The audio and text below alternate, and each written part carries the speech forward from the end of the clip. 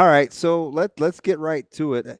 Fresh off and listening to Coach Hoiberg all year, I didn't really understand the narrative. You may know more, right? Because I know you heard this where as the season's unraveling and they're not in the tournaments, I don't know if these guys like each other and they don't appear to like each other. And there were these undertones, right? And I'm like, well, why does Coach Hoiberg keep saying he enjoyed coaching this team? How did he get them to show up at the Crown for all intents and purposes with almost a full roster? Like, at any point, were you buying it or did you hear that narrative?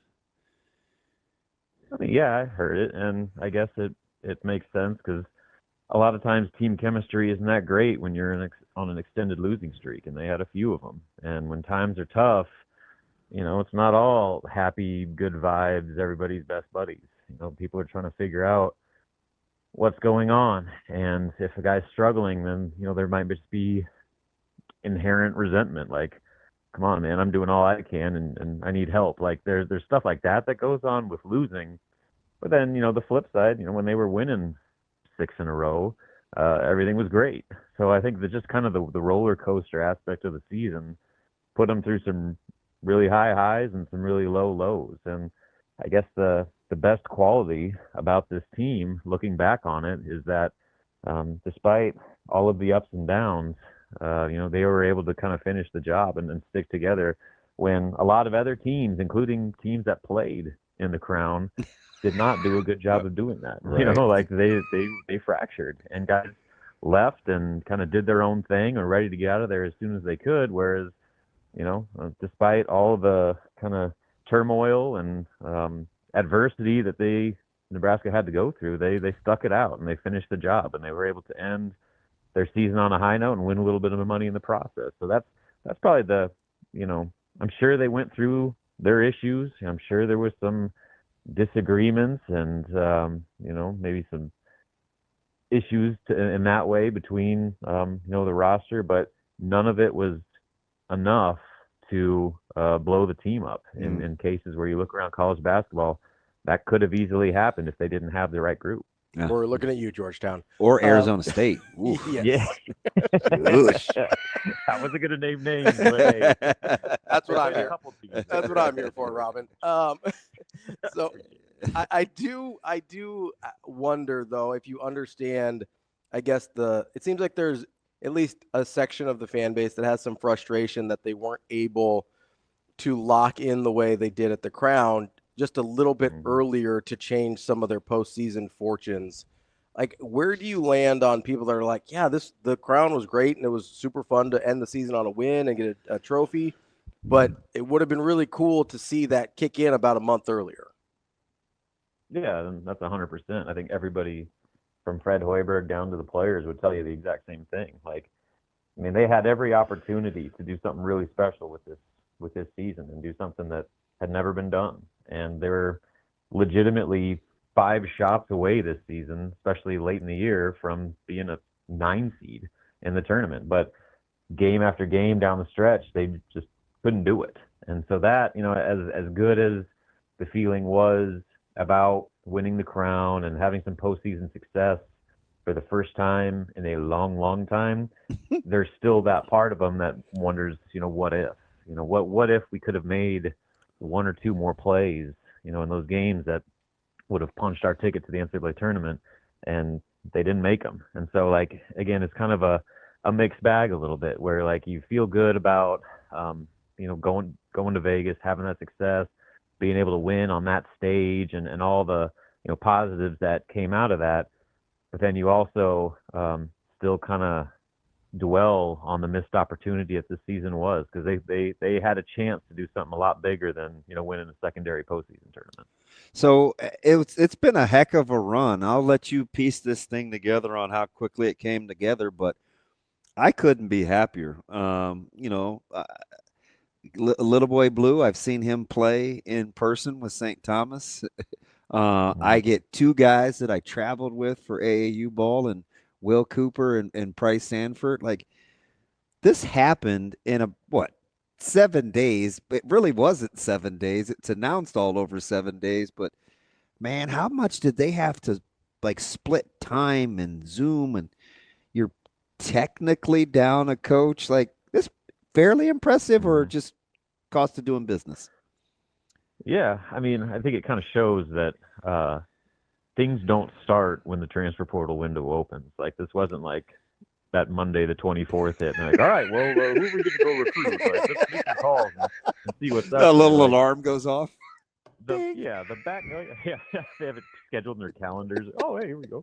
Uh, no, they it just shows you that this stuff is months in the making. The back channel, third party recruiting, especially now with how heavily involved agents are. Like this stuff is, mid season. Guys have a pretty good idea of whether or not they're going to stick it out or shop themselves around. And, word gets out and agents contact coaches or, whatever it may be, collectives, and get kind of the word out. And that initially gets the ball rolling. So, when you get to the actual portal window, things are pretty much close to done or at least narrowed down to maybe one or two, maybe three schools. And so that's why things happen as quickly as they do, just because this process had already been in the mix with a lot of these guys for a long time. And so, but still, you got to seal the deal. And, when it comes down to decision making time and guys make it official that they're in the portal and coaches can actually, one-on-one talk to these guys, whether it's Zoom or phone calls or on-campus visits or in-home visits, whatever it may be.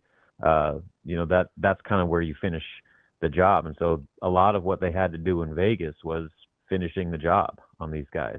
Price Stanford, he it was funny. Here's a funny little anecdote.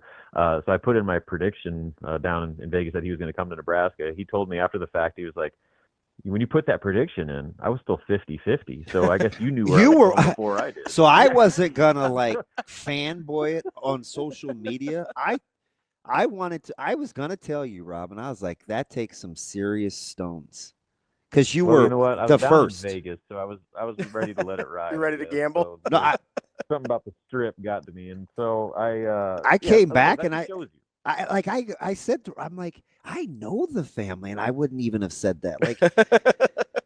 Like it was you. Yeah. ballsy. So it was a hunch, and then luckily it worked out. As sometimes predictions don't always work out. This one did, And I but it like just goes to those too. show You you, gotta be like, willing to be wrong, right? yeah, Like that was yeah. sometimes you guys like I mean, know and you'll do it anyway. Well, right? It's I not a just guarantee, and like you put a percentage next to it too. So I put like I think mine was like 60 or 70%. So like it wasn't like a guaranteed stone cold lock of the century of the week. It was like it was just a an educated hunch. So anyway, that example is that process with Price. This isn't something that just started. Like there was conversations. They had a relationship that goes back to when they were just little kids. he kept And calling him so Fred. It was giving me the willies. I yeah, was like, stop it, yeah. Price. So like, but that's what they had to do in Vegas. They had to finish the job on Price Stanford. They had to, with all these guys they brought in, um, they had to make sure that they closed the deal on that. So that was a lot of the work that they did while they were in that tournament. And there were times when they'd practice, and then Fred would have to just like bolt out of practice and get on the phone and do a Zoom call or make a phone call. And so like I don't even want to know what his screen time and what his minutes were while on that trip, because they had to do a lot of virtual work just because they weren't on campus to do some of the normal traditional recruiting process. But they made it happen. They were able to get a pretty strong group together. It's a unique group to where like it's not necessarily loaded with big time star power, but there's a lot of really good players that can do a lot of different things. And so a versatile class that, I think that they had it looks like they had a pretty good plan of what they wanted, who they wanted, and the type of team they wanted to build with so many big shoes that they had to replace.